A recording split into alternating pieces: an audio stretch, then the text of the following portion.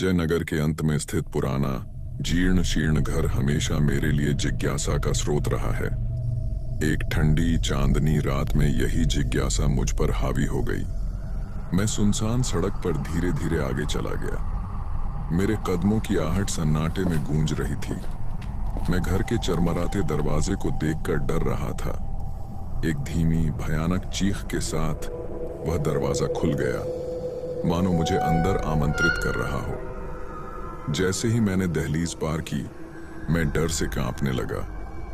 फटे हुए पर्दों से छनकर आती हुई चांदनी सफेद चादर में लिपटे धूल भरे फर्नीचर को उजागर कर रही थी। दीवारों पर उदास आंखों वाले पूर्वजों की पेंटिंग लगी हुई थी। जैसे ही मैं खोजबीन कर रहा था, उनकी निगाहें मेरा पीछा कर रही थी। मैं चरमराती हुई सीढ़ियां चढ़ गया।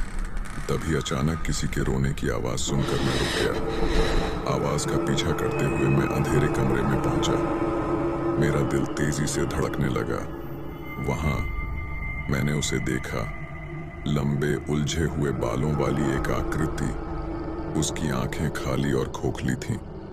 वह मेरी ओर तैरती हुई आई। उसका फटा हुआ गाउन धुएं के गुच्छों की तरह पीछे लटक रहा था। जैसे ही वह आगे बढ़ी, मेरी आवाज ही नहीं निकल पाई। उसकी बर्फीली उंगलियां मेरी त्वचा को छू रही थीं। उसकी आंखों में निराशा भर आई और उसने फुसफुसाते हुए कहा, मेरी मदद करो। अचानक ही कमरा पीड़ित आत्माओं से भर गया। उनकी पीड़ा भरी चीखें मेरे दिमाग में गूंज रही थीं। दीवारें पास आने लगी, छत नीचे सरकने लगी और मेरे हाथों को दीवारों से निकलती रस्सियां जकड़ने लगी। मैं उनकी पकड़ से बचने के लिए संघर्ष कर रहा था। मैं बहुत घबरा गया और तभी अचानक मेरी नींद खुलती है। मैं भोर में उठा, हाँफ रहा था, पर अपने बिस्तर पर सुरक्षित था। मुझे राहत हुई कि यह सिर्फ एक सपना था।